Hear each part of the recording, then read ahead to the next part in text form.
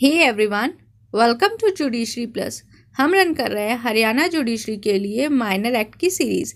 हमने already the Haryana urban control of rent and eviction act of 1973, the Punjab court act of 1918 and the registration act of 1908 complete कर लिया है। इन तीनों के लिए मैंने सेपरेट प्लेलिस्ट क्रिएट कर दी है, तो आप वहाँ जाके चेक कर सकते हैं अगर आपने अब तक वीडियोस नहीं देखी हैं। फर्दर मैं इसके डिस्क्रिप्शन बॉक्स में भी लिंक डाल दूंगी, तो आप वहाँ से जाके भी चेक कर सकते हैं। अब हम रन कर रहे हैं the sales of good act of 1930, जिसका ऑलरेडी हमने वर्ल्ड लेक्चर का रिकॉर्ड कर लिया है, जिसकी डिस्क्रिप्शन बॉक्स में आपको मैं लिंक प्रोवाइड कर दूंगी। सेपरेट प्लेलिस्ट भी क्रिएटेड है, तो वहाँ से जाके भी चेक कर सकते हैं। आज से हम स्टार्ट करने वाले हैं अपना चैप्टर नंबर 2। तो बिफोर स्टार्टिंग दैट मैं आपको बता दूं कि हमारी मॉक टेस्ट सीरीज़ चल रही है हरियाणा जुडिशरी के लिए, और आप चाहें तो अभी भी इनरोल करा सकते हैं। हमारा ऑलरेडी फर्स्ट मॉक हो गया है। जो भी अब इनरोल कराना चाहते हैं आप लोग, उनको मैं फर्दर एक्सेस दे दूंगी बाद में, जब हमारा टेस्ट कंप्लीट हो जाएगा। लास्ट टेस्ट हमारा 5 को है, 5 नवंबर, तो उसके बाद आपको फर्स्ट टेस्ट की भी लिंक मिल जाएगी। आप वहाँ से एक्सेस कर सकते हो। अगर आपने अब तक नहीं कराया इनरोल तो करा लीजिए। और आपको अगर फीडबैक चाहिए बच्चों से, तो हमारे ग्रुप पे, टेलीग्राम ग्रुप पे मैंने एक पोल भी डाला है, तो वहाँ से जाके भी आप फीडबैक चेक कर सकते हैं। बच्चों की काफ़ी अच्छी फीडबैक आ रही है हमारी टेस्ट सीरीज़ की, तो आप वहाँ से भी जाके चेक कर सकते हो। और टेस्ट सीरीज़ का कॉस्ट तो आपको पता ही है, 299 है, बहुत ही कम कॉस्ट है। तो बाकी डिटेल के लिए आप जाके टेलीग्राम ग्रुप ज्वाइन कर लीजिए। तो चलिए हम स्टार्ट करते हैं अपने सेशन के साथ। तो हमारा पहला सेक्शन जो है आज के लेक्चर का, वो है सेक्शन नंबर 4। और ये जो चैप्टर नंबर 2 है, ये बात हमें कर रहा है फॉर्मेशन ऑफ द कॉन्ट्रैक्ट के बारे में। ठीक है, फॉर्मेशन ऑफ द कॉन्ट्रैक्ट के बारे में ये चैप्टर नंबर 2 बात कर रहा है। तो जो सेक्शन नंबर 4 है, ये बात करता है sales and agreement to sell. Sale और अग्रीमेंट टू सेल क्या होता है, चलिए देखते हैं। क्लॉज 1 बोल रहा है, a contract of sale of good is a contract where by the seller transfer or agrees to transfer the property in good to the buyer for a price. There may be a contract of sale between one part owner and another. ठीक है, तो contract of cell क्या होता है, जहाँ party जो है, जो सेलर है, वो या तो ट्रांसफर करती है या अग्री करती है ट्रांसफर करने के लिए प्रॉपर्टी, ठीक है, इन गुड, किसको, बायर को, प्राइस के बदले में। और क्या होता है, वो उसको बोलते हैं contract of sale between one part owner and another. ठीक है, तो सिंपली अगर आप देखना चाहें कि कॉन्ट्रैक्ट ऑफ सेल क्या होता है, तो this is a contract where by seller transfer अपना राइट। ठीक है, सेलर ट्रांसफर करता है या अग्री करता है कि उसको ट्रांसफर करना है। क्या करना है, ट्रांसफर प्रॉपर्टी इन गुड, किसको, बायर को, और वो प्राइस लेगा उसके बदले। ठीक है, पैसे लेगा। यानी कि सिंपल सेल से आप क्या समझते हैं, आप प्रॉपर्टी किसी को दे रहे हैं, उसके बदले पैसे ले रहे हैं, तो बस यही सिंपल चीज़ है। ठीक है, तो वहाँ जहाँ है, इस जगह पे क्या है, one part owner and another between. ठीक है, तो ये सेल हो गया हमारा। अब जो है दूसरी चीज़, दूसरा क्लॉज हमें क्या बोल रहा है, ए कॉन्ट्रैक्ट ऑफ सेल में भी एब्सोल्यूट और कंडीशनल। अब जो कॉन्ट्रैक्ट ऑफ सेल हमारा होता है, कॉन्ट्रैक्ट ऑफ सेल क्या होता है, एब्सोल्यूट भी हो सकता है और कंडीशनल भी हो सकता है। किसी कंडीशन पे भी डिपेंड कर सकता है ये सेल, या तो एब्सोल्यूटली पूरा एब्सोल्यूट हो सकता है। एब्सोल्यूट मतलब क्या, पूरा फुल प्रूफ हमारा अग्रीमेंट सेल होना चाहिए। और कंडीशनल किसी कंडीशन पे डिपेंड होगा, ये कंडीशन फुलफिल होगा तब, या नहीं फुलफिल होगा तभी वो कॉन्ट्रैक्ट होगा। ठीक है, तो ये होता है हमारा कॉन्ट्रैक्ट ऑफ सेल। अब जो है थर्ड क्लॉज, वो बोल रहा है, where under a contract of sale the property in good is transfer from seller to buyer, the contract is called sale. Simple, जब किसी भी कॉन्ट्रैक्ट ऑफ सेल में प्रॉपर्टी जो है गुड में, वो ट्रांसफर कर देते हैं हम सेलर से बायर को, तो उसको बोलते हैं कॉन्ट्रैक्ट ऑफ सेल। लेकिन जहाँ the transfer of property in the good is to take place at future time or subject to some condition thereafter to be fulfilled, the contract is called the agreement to sale. यानी कि अब आपको difference आया दोनों के बीच में। जहाँ पे हम अग्री करते हैं, हम ट्रांसफर तो करेंगे प्रॉपर्टी इन गुड, लेकिन एक फ्यूचर टाइम या फ्यूचर डेट पे करेंगे। ठीक है, और वो सब्जेक्टेड टू सम कंडीशन होगा। अगर कुछ वो कंडीशन फुलफिल होगा, उस दिन ये पूरा कॉन्ट्रैक्ट जो है फुलफिल हो जाएगा, तो हम उसको बोलेंगे अग्रीमेंट टू से। ठीक है, तो इन दोनों में डिफरेंस क्या है, पहले हम लास्ट क्लॉज पढ़ लेते हैं, फिर हम एक बार डिफरेंस देख लेंगे। ठीक है, तो लास्ट क्लॉज क्या है, an agreement to sell, an agreement to sell become a sell when the time elapses or the condition are fulfilled subject to which the property in good is to be transfer, यानी कि agreement to cell जो होता है वो cell भी बन जाएगा कब, जब टाइम जो स्पेसिफाई किया है वो इलैप्स होगा, या तो कंडीशन जो भी दिया गया है वो फुलफिल हो जाएगा, ठीक है, तो वो क्या बन जाएगा, सेल बन जाएगा जिस उस प्रॉपर्टी से रिलेटेड जिसको ट्रांसफ़र करने के लिए हम सेल कर रहे हैं, ठीक है। अब हम चलिए समझते हैं ये कि क्या बोल रहा है, क्योंकि ये बहुत ही इंपॉर्टेंट सेक्शन है, तो बिल्कुल भी इसको छोड़िएगा मत, इसमें डिटेल थोड़ा टाइम लगा रही हूँ उसमें। अब देखिए सेल है और यहाँ है अग्रीमेंट टू सेल, ठीक है। अब जो प्रेजेंट टाइम में होता है ना, प्रेजेंट डेट में होता है ना, प्रेजेंट डेट में हमने प्रॉपर्टी इन गुड ट्रांसफ़र की और सामने वाले पर्सन ने उसके लिए कंसिडरेशन दे दिया, प्राइस दे दिया, तो ये हो गया हमारा सेल, ठीक है। अब हम फ्यूचर डेट में जो करते हैं, ठीक है, फ्यूचर डेट में करते हैं, यानी कि आज हमने अग्रीमेंट किया कि हम जो है ना वो कोई गुड जो है प्रॉपर्टी इन गुड वो सेल करेंगे जब कोई कंडीशन फुलफिल हो जाएगा या तो कोई टाइम इलैप्स हो जाएगा, तो ठीक है, यानी कि इसमें दो कंडीशन है, या कब होगा ये अग्रीमेंट टू सेल जो होता है ना, ये दो चीज़ों पे होगा, जब टाइम इलैप्स हो जाएगा या कंडीशन फुलफिल हो जाएगा, तो ही ये जो है अग्रीमेंट टू सेल कन्वर्ट हो जाएगा सेल में, ठीक है। ये दोनों चीज़ें अगर हो गई, दोनों में कुछ भी एक हो गया तो ये कन्वर्ट हो जाएगा सेल में, ठीक है। अब ये जो सेल होता है ये तो एब्सोल्यूट होता है, ये कंडीशनल नहीं होता है। हमने क्लॉज 2 में क्या देखा, सेल क्या होता है, कंडीशनल भी और एब्सोल्यूट भी होता है, दोनों ही हो सकता है, ठीक है। और अग्रीमेंट टू सेल क्या होता है, अग्रीमेंट टू सेल जो होता है कंडीशन पे डिपेंड करता है या टाइम पे डिपेंड करता है, अगर ये फुलफिल हो गया तो ये सेल बिकम सेल हो जाता है, ठीक है। तो ये था हम डिफरेंस दोनों के बीच में। होप आपको समझ में आ गया, अगर नहीं समझ में आया तो कमेंट सेक्शन में कमेंट करके आप पूछ सकते हैं। अब चलते हैं हम अपने नेक्स्ट सेक्शन पे है, जो कि सेक्शन नंबर 5। ये हमें बता रहा है contract of sale how made. अब कॉन्ट्रैक्ट ऑफ सेल तो हमने समझ लिया, अब कैसे समझेंगे कि कैसे बनता है ये कॉन्ट्रैक्ट ऑफ सेल। तो फर्स्ट क्लॉज बोल रहा है contract of sale is made by an offer to buyer or sell goods for a price and the acceptance of such offer. यानी कि जो कॉन्ट्रैक्ट ऑफ सेल होता है ना वो कैसे बनता है, उसके लिए ऑफर दिया जाता है बाय करने के लिए और सेल करने के लिए गुड, यानी कि किसी एक पर्सन ने ऑफर दिया कि उसको बाय करना है, दूसरे पर्सन ने ऑफर दिया कि उसको सेल करना है और किसी पर्टिकुलर प्राइस पे सेल करना है, ठीक है। And the acceptance of such offer, और दूसरे पर्सन ने उस प्राइस पे उस गुड्स को बाय करने के लिए रेडी हो गया, तो फिर वो एक्सेप्ट कर लिया उस ऑफर को, ठीक है। तो वैसे कॉन्ट्रैक्ट ऑफ सेल बनता है। फिर कॉन्ट्रैक्ट में provide for an immediate delivery of the good or immediate payment of the price of both. अब जो है एक तो हमने ऑफर किया एक पर्सन ने, दूसरे पर्सन ने उसको एक्सेप्ट किया। फिर दूसरी चीज़ क्या इंपॉर्टेंट हो, ये तो हमारा फर्स्ट पॉइंट हो गया, ठीक है, जो ऑफर किया और एक्सेप्टेंस हुआ। दूसरी चीज़ क्या है, इमीडिएट डिलीवरी ऑफ गुड्स, ठीक है, और immediate payment of the price. दो चीज़ें, इमीडिएट डिलीवरी चाहिए गुड की देनी है और इमीडिएट प्राइस पे करना है, ठीक है, ये है दूसरी कंडीशन। तीसरा क्या, और for the delivery of the payment by instalment. अब पेमेंट जो प्राइस करेंगे ना, प्राइस का पेमेंट जो कर रहे हैं वो कैसे कर सकते हैं, इंस्टॉलमेंट के तौर पे कर सकते हैं, और एंड दैट द डिलीवरी और द पेमेंट और बोथ सेल बी पोस्टपोन। या तो इंस्टॉलमेंट भी कर सकते हैं या तो पेमेंट क्या पोस्टपोन भी कर सकते हैं कि फ्यूचर डेट में दे रहे हैं, ठीक है। तो पेमेंट करना है बट डिलीवरी इंस्टॉलमेंट से भी दिया जा सकता है, पेमेंट इंस्टॉलमेंट में किया जा सकता है और पोस्टपोन भी किया जाता है इसका, ठीक है। अब सब क्लॉज 2 क्या बोल रहा है, subject to the provision of any law for the timing enforce a contract of sale may be made in writing, ठीक है। कॉन्ट्रैक्ट ऑफ सेल कैसे होगा, राइटिंग में होगा और by words of mouth, oral भी हो सकता है, और पार्टली इन राइटिंग और partly by words of mouth, और by implied from the conduct of the parties. अब देखिए हमने देखा फर्स्ट क्लॉज में कॉन्ट्रैक्ट ऑफ सेल कैसे बनेगा, एक आदमी ऑफर देगा दूसरा एक्सेप्ट करेगा, तो और फिर क्या है, इमीडिएट डिलीवरी गुड्स होगी, उसकी प्राइस देनी पड़ेगी, इंस्टॉलमेंट में भी दिया जा सकता है या तो पोस्टपोन भी किया जा सकता है। फिर सब क्लॉज 2 क्या बोल रहा है, सब क्लॉज 2 हमें ये बोल रहा है कि ये जो कॉन्ट्रैक्ट ऑफ सेल होता है ना वो राइटिंग में भी हो सकता है, वर्ड्स ऑफ माउथ के थ्रू भी हो सकता है, ये दोनों पार्टली, आधा वर्ड्स ऑफ माउथ आधा राइटिंग, ठीक है। और ये जो है इम्प्लाइड किया जा सकता है पार्टी के कंडक्ट से, ठीक, पार्टी के कंडक्ट से हमें समझ में आएगा कि ये राइटिंग में है या माउथ ओरली है, वर्ड्स ऑफ माउथ यूज़ कर रहे हैं, ऐसे करके, ठीक है। ये हो गया हमारा सेक्शन नंबर 5 कंप्लीट यहाँ पे। अब जो नेक्स्ट सेक्शन है वो है सेक्शन नंबर 6। ये क्या बात कर रहा है, ये बात कर रहा है एग्जिस्टिंग और फ्यूचर गुड्स के बारे में, ठीक है।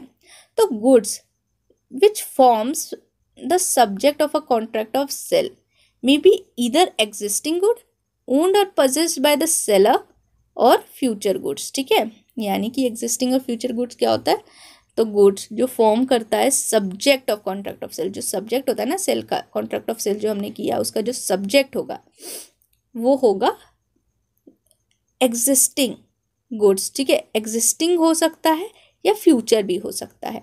अब जो भी सब्जेक्ट मैटर है किसी कॉन्ट्रैक्ट ऑफ सेल का, वैसा जो भी गुड्स है वो या तो आज के दिन में वो एग्जिस्टिंग होना चाहिए, अवेलेबल होना चाहिए, ओन्ड या पजेस्ड, या फ्यूचर डेट पे। ओन्ड और पजेस कौन करेगा, सेलर, ठीक है। तो गुड जो है, तो सिंपल शब्दों में हम समझे तो जब भी कॉन्ट्रैक्ट ऑफ सेल हम करते हैं गुड्स के रिलेटेड, तो वो क्या करते हैं, इधर एग्जिस्टिंग गुड के बारे में करते हैं या तो फ्यूचर गुड्स के बारे में करते हैं, ठीक है। एग्जिस्टिंग गुड कौन सा होता है, जो हम आज के डेट में ओन या पजेस करते हैं। फ्यूचर डेट जो फ्यूचर गुड्स जो फ्यूचर में हम एंटिसिपेट कर रहे हैं कि फ्यूचर में हमें वो मेरे पास आएगा, तो हम उसके लिए कॉन्ट्रैक्ट ऑफ सेल आज ही कर रहे हैं, ठीक है। ये हो गया एग्जिस्टिंग एंड फ्यूचर गुड्स। अब जो है क्लॉज 2 क्या बोल रहा है, there may be a contract for sale of goods the acquisition of which by the seller depend upon a contingency which may or may not happen. यानी कि there may be a contract of sale बोल रहा है कि contract of sale of good हो सकता है जिसका the acquisition of which by the seller, जिसका एक्विजिशन जो है सेलर के द्वारा डिपेंड किस पे होगा, कंटिजेंसी पे डिपेंड होगा, जो हो भी सकता है और जो नहीं भी हो सकता है। यानी समझे, यानी कि एक कॉन्ट्रैक्ट ऑफ सेल होगा, sale of good, contract of sale of good होगा जिसका एक्विजिशन जो है ना सेलर के द्वारा वो किस पे डिपेंड करता है, वो कंटिजेंसी पे डिपेंड करता है, जो हो भी सकता है और जो नहीं भी हो सकता है। ये सिंपल चीज़ बोल रहा है कि आपको समझ आ गया होगा कि कॉन्ट्रैक्ट ऑफ सेल होगा एक, और जिसका एक्विजिशन जो है ना वो डिपेंड करता है कंटिजेंसी पे, किसी कंडीशन पे, ठीक है, जो हो भी सकता है और जो नहीं भी हो सकता है, ठीक है। ये सिंपल सी चीज़ बता रहा है। अब क्लॉज नंबर 3 पे चलता है, where by contract of sale the seller purports to effect a present sale of future goods the contract operate as an agreement to sell the goods. यानी कि जहाँ कॉन्ट्रैक्ट ऑफ सेल है किस चीज़ के regarding, जहाँ कॉन्ट्रैक्ट ऑफ सेल है regarding sale of future goods, ठीक है, सेल ऑफ फ्यूचर गुड्स के रिगार्डिंग है। प्रेजेंट सेल कर रहे हैं, आज के डेट पे सेल कर रहे हैं, लेकिन गुड्स किस नेचर का है, फ्यूचर गुड्स, तो उसको हम बोलेंगे अग्रीमेंट टू सेल, क्योंकि अग्रीमेंट टू सेल क्या होता है, जो फ्यूचर डेट पे सेल कंप्लीट होगी उसको अग्रीमेंट टू सेल बोलेंगे। और वो जब वो कंडीशन या टाइम इलेप्स हो जाएगा तो फिर वो कन्वर्ट हो जाती है सेल में। तो जब भी ये फ्यूचर डेट गुड्स आ जाएगा उसका सेल कर देंगे तो ये सेल जो है अग्रीमेंट टू सेल कन्वर्ट हो जाएगा सेल में। ये था हमारा सेक्शन नंबर 6। अब चलेंगे अपने नेक्स्ट सेक्शन की तरफ जो कि है सेक्शन नंबर 7। ये बता रहे good perishing before making a contract. अब कोई गुड है, ठीक है, वो खराब पेरिसिंग नेचर का, यानी कि वो खराब हो जाएगा कॉन्ट्रैक्ट बनाने से पहले ही। तो क्या होगा वैसे केस में, where there is a contract for sale of a specific good the contract is void if the goods without the knowledge of the seller have at the time when the contract was made perished or become so damaged as no longer to answer to their description in the contract। यानी कि क्या बोल रहा है, good पेरिसिंग nature का है, ठीक है। तो जहाँ कॉन्ट्रैक्ट हो रहा है, contract for the sale of specific good, किसी स्पेसिफिक गुड के सेल के लिए कॉन्ट्रैक्ट कर रहा है, तो कॉन्ट्रैक्ट जो है ना वॉइड हो जाएगा। कब हो जाएगा, अगर जो गुड है बिना नॉलेज के, किसके बिना नॉलेज के, सेलर के बिना नॉलेज के, जब कॉन्ट्रैक्ट वो बन रहा है वो पेरिस हो गया। यानी कि जब कॉन्ट्रैक्ट किया जा रहा था ना तभी वो गुड पेरिस हो चुका है या डैमेज हो चुका है, कि उसको जो हम डिस्क्रिप्शन दे रहे हैं, यानी कि सेलर जो डिस्क्रिप्शन दे रहा है उससे वो आंसर नहीं कर रहा, उससे वो सेम नहीं है वो, ठीक है। तो क्या होगा, तो वैसा जो कॉन्ट्रैक्ट है ना वो वॉइड हो जाएगा। यानी कि यहाँ सिंपल यही बोला जा रहा है, जब कॉन्ट्रैक्ट ऑफ सेल कर रहे किसी स्पेसिफिक गुड को लेके, और वो जो जब कर रहे थे ना कॉन्ट्रैक्ट उसी टाइम वो पेरिस हो गया था, तो वैसा जो कॉन्ट्रैक्ट है वो वॉइड हो जाएगा, क्योंकि उस टाइम में जो सेलर के नॉलेज में नहीं था कि वैसा जो गुड है वो पेरिस हो गया है या ऐसे डैमेज हो गया है कि वो आंसर नहीं कर रहा है डिस्क्रिप्शन का, जो भी डिस्क्रिप्शन मैंने बायर को दिया है, तो फिर वॉइड हो जाएगा ऐसा कॉन्ट्रैक्ट, ठीक है, कॉन्ट्रैक्ट टू सेल। अब जो है नेक्स्ट सेक्शन है सेक्शन नंबर 8। ये बता रहा है good perishing before sale but after agreement to sale. Good क्या हो रहा है, गुड पेरिस हो रहा है, खराब हो जा रहा है सेल के पहले, लेकिन अग्रीमेंट टू सेल के बाद। यानी कि मैंने फ्यूचर डेट के लिए कोई सेल कर लिया, लेकिन वो गुड जो है ना सेल के डेट से पहले ही वो खराब हो गया, तो क्या होगा, where there is an agreement to sell for specific good and subsequently the goods without any fault on the part of the seller और बायर पेरिश और damage and as no longer to answer their description in the agreement before the risk passes to the buyer, the agreement is thereby avoided।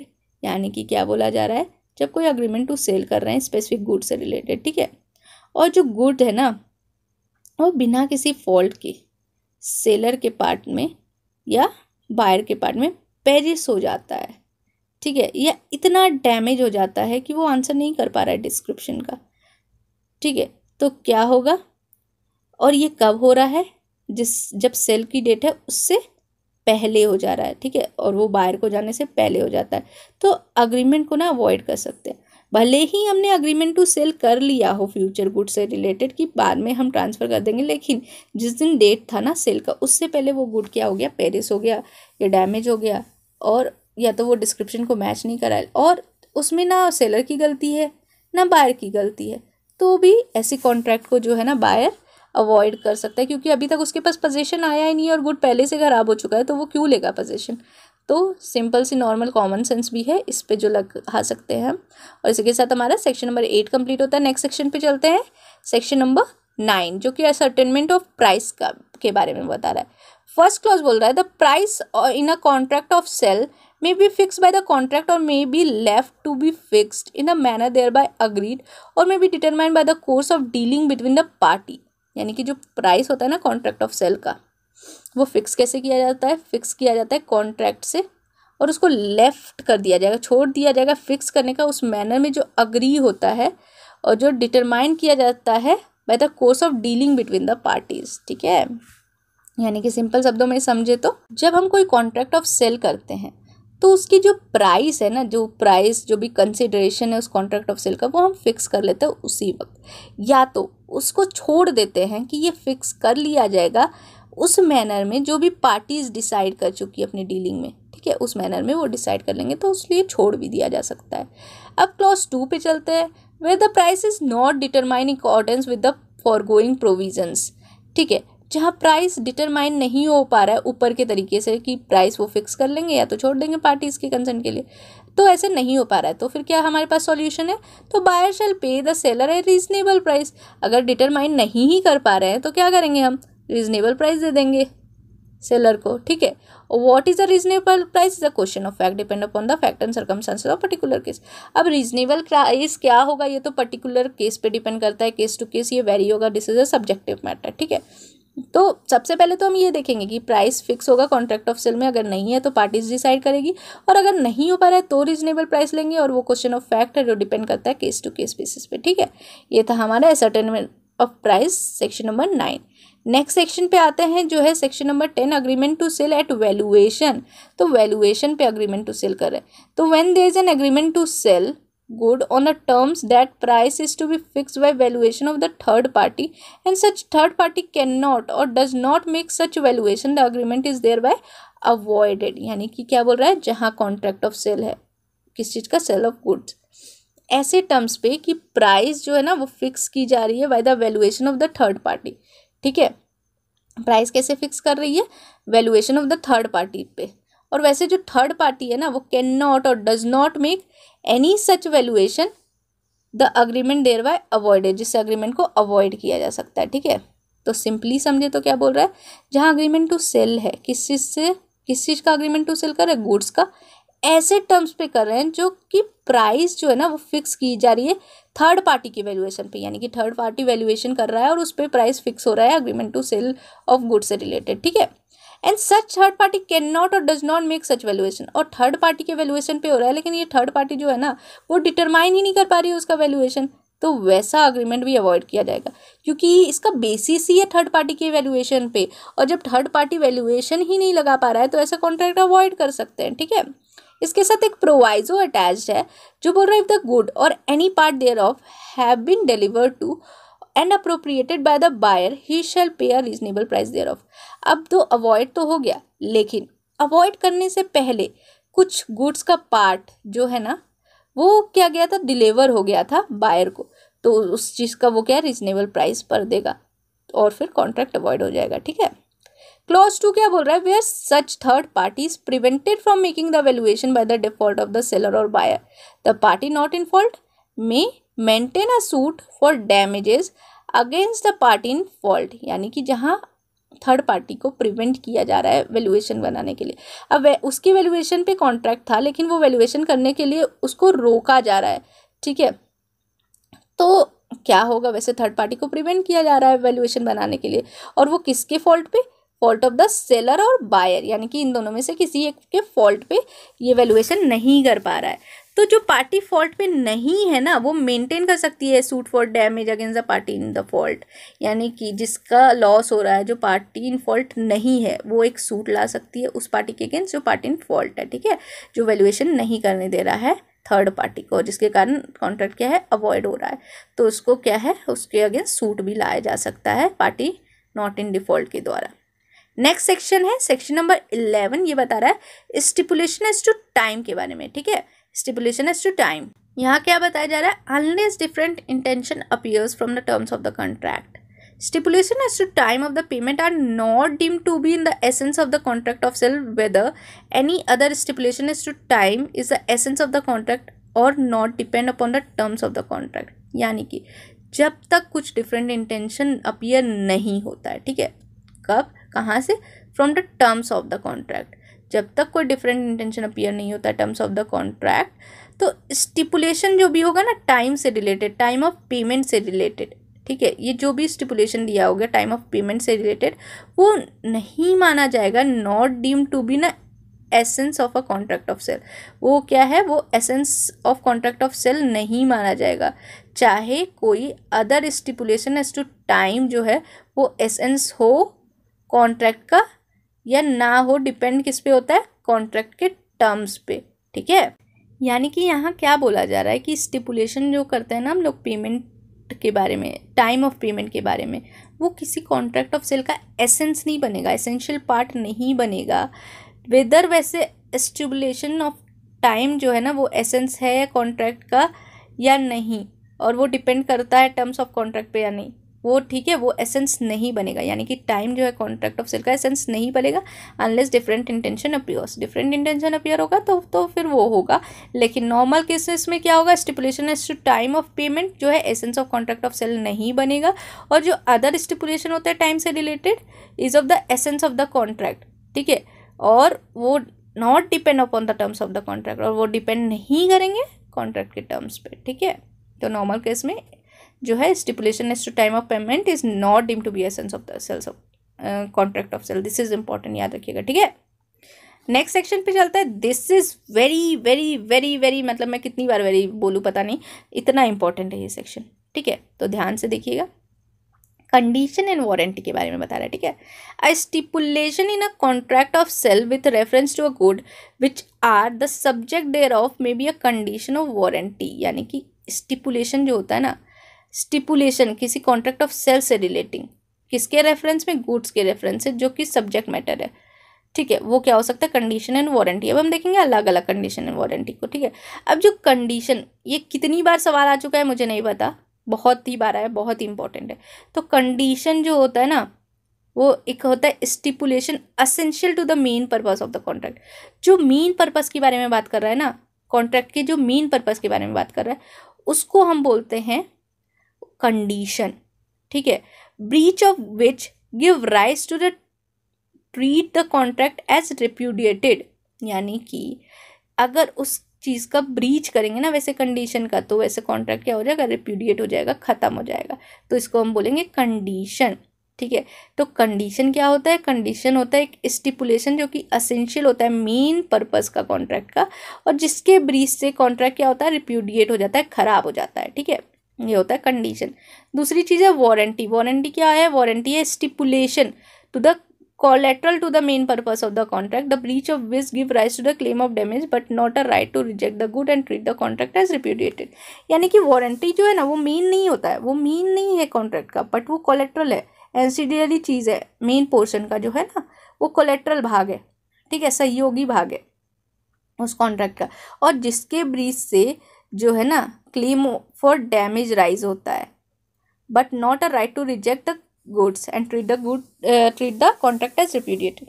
यानी कि damage का right तो हो जाता है warranty के ब्रीच से, लेकिन आपको राइट नहीं मिल जाता कि आप रिजेक्ट कर दोगे गुड्स और कॉन्ट्रैक्ट को रिप्यूडिएटेड ट्रीट कर दोगे, ठीक है। ऐसा राइट नहीं मिलता है वारंटी, बट कंडीशन में मिलता है। कंडीशन में आप रिजेक्ट भी कर सकते हो गुड और ट्रीट भी कर सकते हो कॉन्ट्रैक्ट को कि रिप्यूडिएट हो गया, लेकिन वारंटी में आप बस डैमेज मांग सकते हो। बहुत इंपॉर्टेंट है, बहुत ज़्यादा इंपॉर्टेंट है, ठीक है, याद रखिएगा। Whether a stipulation in a contract of sale is a condition or warranty does depend in each case on the construction of a contract. A stipulation may be a condition though called a warranty in a contract.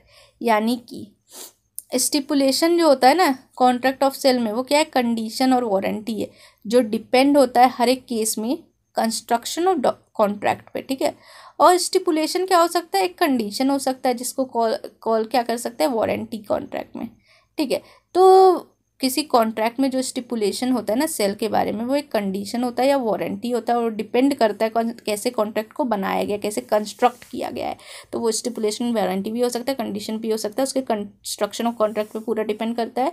और जो stipulation जो है ना वो condition हो सकता है, और चाहे उसको हम वारंटी कह रहे हो उसके कॉन्ट्रैक्ट में, फिर भी वो कंडीशन हो सकता है भले ही उसको वारंटी कहे, ठीक है। तो ध्यान में रखिएगा, ये पूरी डिपेंड करती है किस चीज़ पे, कंस्ट्रक्शन कैसे किया गया है कॉन्ट्रैक्ट पे, इस चीज़ पे पूरी चीज़ें डिपेंड करती है, ठीक है। तो ये इम्पोर्टेंट हो गया आपके लिए। नेक्स्ट सेक्शन पे चलते हैं। ये हमें क्या बता रहा है, when condition to be treated as warranty. अब वारंटी कब कहेंगे किसी कंडीशन को, कभी कभी कंडीशन जो है ना, जो मेन पर्पस होता है किसी कॉन्ट्रैक्ट का, उसको हम वारंटी भी कह सकते हैं, और आपको बस डैमेज क्लेम करने का राइट मिलेगा, आप रिप्यूडिएट नहीं कर सकते हो कॉन्ट्रैक्ट, ठीक है। तो where a contract of sale is subject to any condition to be fulfilled by the seller, the buyer may waive the condition or elect to treat the breach of the condition as a breach of warranty and not as a ground of treating the contract as repudiated। यानी कि जहाँ contract of sale जो है वो subjected किस चीज़ से, वो subjected है किसी condition से जो कि fulfill करना है seller को, ठीक है। तो बायर के पास राइट है कि वो वेव कर सकता है वैसा कंडीशन, और इलेक्ट कर सकता है कि वो ट्रीट करे कंडीशन के ब्रीच को as a breach of warranty, और रिप्यूडिएट नहीं करे कॉन्ट्रैक्ट को। यानी कि ये बायर को राइट दी गई है कि अगर कोई कॉन्ट्रैक्ट ऑफ सेल है और जिसमें कंडीशन का ब्रीच कर रहा है सेलर, लेकिन बायर जो है उसको मान ले रहा है, बोल रहा है ठीक है मैं इसको ट्रीट करूँगा as a breach of warranty, और मैं इस कॉन्ट्रैक्ट को जो है रिप्यूडिएट नहीं करूँगा, भले ही आपको कंपनसेशन देना पड़े, डैमेज देना पड़े, बट मैं ब्रीच नहीं करूँगा, तो फिर ब्रीच नहीं होगा, ठीक है। सब क्लॉज 2 क्या बोल रहा है, where the contract of sale is not severable and the buyer has accepted the good or part thereof, the breach of any condition to be fulfilled by the seller can only be treated as a breach of warranty and not as a ground of rejecting the good and treating the contract as repudiated unless there is a term of the contract express or implied to that effect। यानी कि यहाँ contract of sale जो है सेवरेबल part का नहीं है, यानी कि एक कॉन्ट्रैक्ट में 2-3 पार्ट है जो एक दूसरे से अलग नहीं हो सकते हैं, एक के लिए दूसरा पार्ट होना ज़रूरी है, दूसरे के लिए तीसरा होना ज़रूरी है, तो वो सेवरेबल किस्म के नहीं है। तो बायर ने एक्सेप्ट कर लिया है गुड्स को, ठीक है, या उसके कुछ पार्ट को एक्सेप्ट कर लिया है। अब वो सेवर तो नहीं कर सकता, अगर सेवर कर सकते थे तो ठीक है, जितनी उसने कंडीशन को वायलेशन किया उसको हम वॉइड मान लेते, लेकिन यहाँ हम सेवर ही नहीं कर सकते, ठीक है। और गुड एक्सेप्ट कर लिया है कुछ बायर ने, या उसका कुछ पार्ट कर लिया है, तो क्या होगा, अगर कंडीशन ब्रीच होगा ना, और जो फुलफिल करना होगा सेलर के द्वारा, उसको बस माना जाएगा ब्रीच ऑफ वारंटी, क्योंकि आप सेवर नहीं कर सकते हो, इसीलिए इस कंडीशन में आपको ब्रीच ऑफ वारंटी मानना पड़ेगा। और ये ग्राउंड नहीं होगा कि आप रिजेक्ट कर दो गुड को, और इसको कॉन्ट्रैक्ट आप रिप्यूडिएट नहीं कर सकते हो जब तक ऑप्शन है आपके पास कि टर्म्स जो है कॉन्ट्रैक्ट का एक्सप्रेस एंड इम्प्लाइड नहीं उसको इफेक्ट में ला रहा है। यानी कि अगर आपने अग्रीमेंट में इसके कॉन्ट्ररी कुछ लिख रखा है तो वो प्रिवेल कर जाएगा, ठीक है, यहाँ पे ये भी बता रहा है। थर्ड क्लॉज बोल रहा है, nothing in this section shall affect the case of any condition or warranty fulfil of which is excuse by law by reason of impossibility or otherwise. यानी कि इस सेक्शन में कुछ भी नहीं दे रखा जो अफेक्ट करेगा केस को, किसी कंडीशन और वारंटी को जो कि फुलफिल हो रहा है, fulfilment of which is excuse by law by reason of यानी कि इम्पॉसिबल हो गया कोई चीज़ करना, ठीक है। लॉकडाउन लगा दिया गवर्नमेंट ने, उसके कारण बहुत से कॉन्ट्रैक्ट जो है फुलफिल नहीं हो पाए, इम्पॉसिबल हो गया था लोगों के लिए फुलफिल करना, ठीक है। तो बस इस रीज़न से ना किसी भी वायलेशन को वायलेशन ऑफ कंडीशन वारंटी नहीं बोलेंगे, ठीक है। Nothing in this section shall affect the case of any condition or warranty, यानी कि ये अफेक्ट नहीं करेगा अगर इम्पॉसिबल हो गया बाय रीजन ऑफ लॉ और इम्पॉसिबिलिटी, दो चीज़ें हैं, एक्सक्यूज बाय लॉ और रीजन ऑफ इम्पॉसिबिलिटी या अदरवाइज, तीन चीज़ें, ठीक है। एक्सक्यूज बाय लॉ, इम्पॉसिबिलिटी या अदरवाइज। तो अगर इस सेक्शन में कुछ भी है वो इफेक्ट नहीं करेगा कंडीशन वारंटी के फुलफिलमेंट को, अगर ये इन तीनों चीज़ों की वजह से होता है, ठीक है। ये था हमारा सेक्शन नंबर 13। तो आज के सेशन के लिए हम इतना ही रखते हैं। आगे के 14 सेक्शन से हम नेक्स्ट सेशन में लेके आएंगे, जो कि कल ही आपके लिए आएगा। तो stay tune for that purpose. And mock test series अगर आपने अब तक ज्वाइन नहीं की है तो डिस्क्रिप्शन बॉक्स में जाइए, टेलीग्राम ग्रुप ज्वाइन करिए। और अगर आप नहीं भी ज्वाइन करना चाहते हैं मॉक टेस्ट सीरीज़ तो भी ज्वाइन कर लीजिए, क्योंकि उसमें इस चैनल से रिलेटेड सारे इन्फॉर्मेशन और जो भी मैं अपडेट लेकर आती हूँ उस चैनल पे अनाउंस होता है, तो आप ज्वाइन कर लीजिए। और कोई वीडियोज़ भी आती है तो उस पर ही जाता है, कभी कभी नोटिफिकेशन नहीं आता सब्सक्राइब करने पर भी चैनल, तो आप वहाँ जाके भी कर सकते हैं उसको, वहाँ पे आपको नोटिफिकेशन मिल जाएगा। एंड अगर आपने अभी तक चैनल को सब्सक्राइब नहीं किया, वीडियोस को लाइक नहीं किया है, शेयर नहीं किया है, तो please like, share and subscribe. Thank you.